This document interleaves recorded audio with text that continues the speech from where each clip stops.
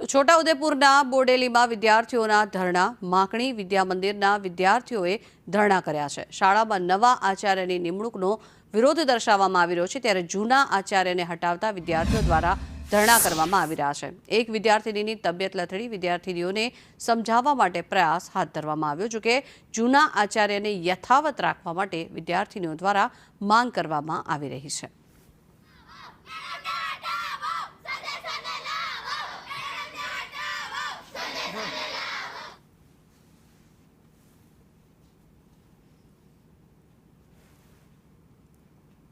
તો છોટાઉદેપુરના આ દ્રશ્યો જે આપ જોઈ રહ્યા છો, નવા આચાર્યની નિમણૂક થતાં વિદ્યાર્થીનીઓ દ્વારા અહીંયા વિરોધ કરવામાં આવી રહ્યો છે અને જૂના જે આચાર્ય હતા તેમને જ યથાવત રાખવાની માંગ વિદ્યાર્થીનીઓ દ્વારા કરવામાં આવી રહી છે। આ દ્રશ્યો હાલ આપ જોઈ રહ્યા છો, જેમાં વિદ્યાર્થીનીઓ દુઃખ વ્યક્ત કરી રહી છે અને જૂના આચાર્યને પરત લાવવા માટે માંગ કરવામાં આવી રહી છે। જે દરમિયાન ધરણા દરમિયાન એક વિદ્યાર્થીનીની તબિયત પણ લથડી હોવાનું સામે આવ્યું છે।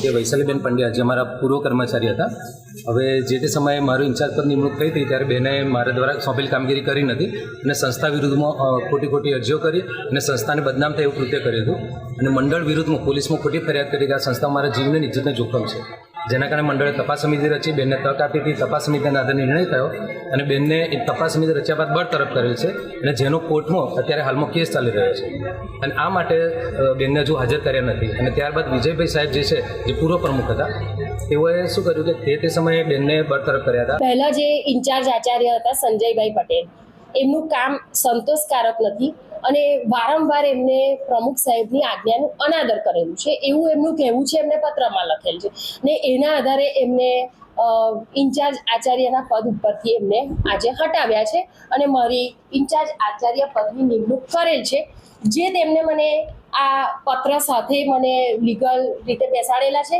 સાથે ઠરાવની કોપી પણ જોડીને આપેલ છે। ખોટી અફવાઓ ઉડાડે એવું બધું કરે। કેવી અફવા ઉડાવે છે બેટા? અને આર્ટ્સ કોમર્સ ની જબરજસ્તી કરે, મને બધાને આર્ટ્સ જ લેવું છે, અમારે કોમર્સ લેવું। તો બધાને કે અમારે તમારે કોમર્સ એવું બધું આર્ટ્સ જબરજસ્તી સહન કરાવે।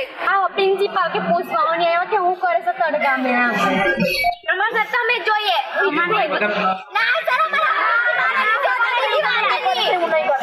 અમે ઉઠવાના નહીં છે બંધ કરી દઈશું સર, બંધ કરીશું અમે। તો એ વહીવટી પ્રશ્ન છે, મારું કહેલું